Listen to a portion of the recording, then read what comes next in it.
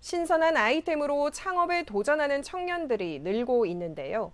경제적 어려움을 겪고 있는 청년 창업자들을 지원하기 위해 대전시가 청년 창업카드 사업 시행에 나섰습니다. 보도에 김영식 기자입니다. 지난해 생활스포츠 전문 어플리케이션 서비스를 시작해 큰 인기를 얻은 김영승 대표. 사업 초기 재정 부담으로 사무실을 구하지 못해 카페를 돌아다니며 하루하루 버텨왔습니다. 지금이 회사가 있기까지의 큰 밑거름이 됐지만 그 당시를 생각하면 창업을 포기하고 싶은 순간도 있었습니다.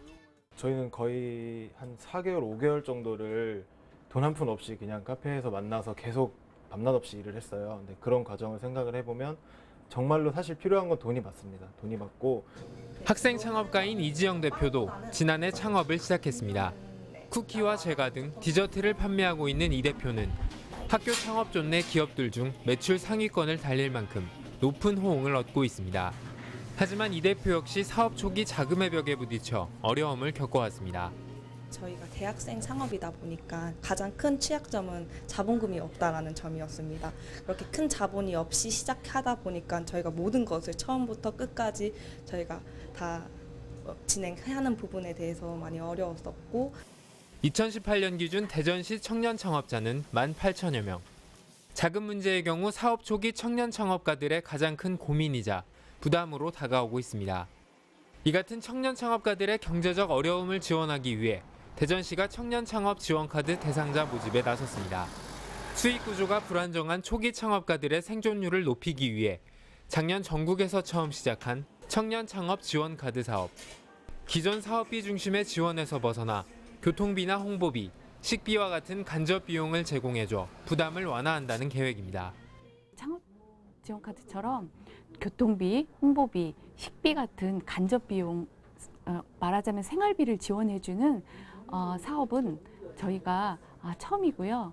이 사업으로 우리 청년들에게 실질적 혜택을 실질적인 활동 자금을 지원해주기 때문에 초기 창업자들의 생존율이 높아지리라 기대하고 있습니다. 올해 청년 창업 지원카드 기준 또한 대폭 완화해 청년 창업가들을 대상으로 지원의 폭을 넓힐 계획입니다.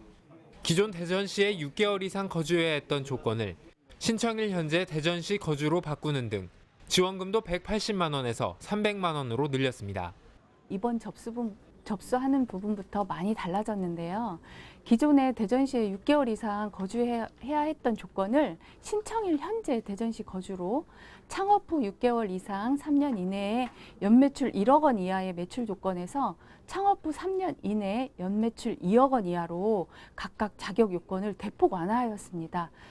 거기에 지원금은 기존 180만 원에서 300만 원으로 늘려 초기 창업가들의 생존율을 높이기 위한 신하 정부의 제도적 지원책을 긍정적인 시각으로 바라보는 한편 전문가들은 근본적인 초기 창업 실패를 예방하기 위해서는 사업비 지원 외 창업자들의 사전 준비나 창업자 정신 함양을 강조했습니다.